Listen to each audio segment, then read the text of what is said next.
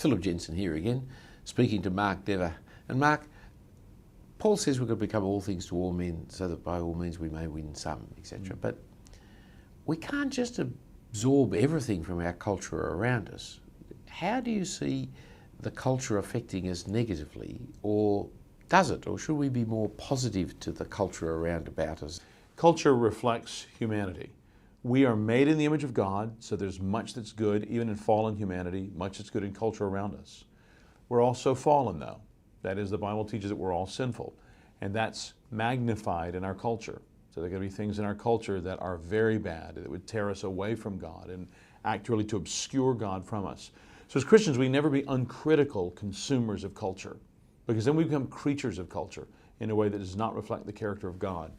So practically, I think what that means is we can't fall prey to the lie that we're going to figure out a way to follow Jesus with there being no cost. We're not going to figure out a way that people will not be offended by the gospel. But just because we call it good news doesn't mean we're going to find the magic silver bullet, or we're going to know how to thread the needle in just a way that if you share it like this, people aren't going to be offended. That's just not true. And if we think we've found that, we're deluding ourselves spiritually. We're in a mirage that's going to vanish. So if you think that you found a way to make peace with the culture of this world and even be cool and accepted by it, yes, something's wrong.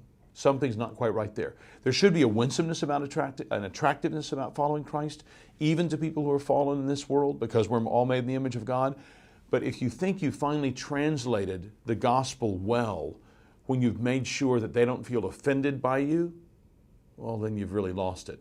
Now, you know you've translated the gospel well when they feel the full offense of being called sinners that need a Savior.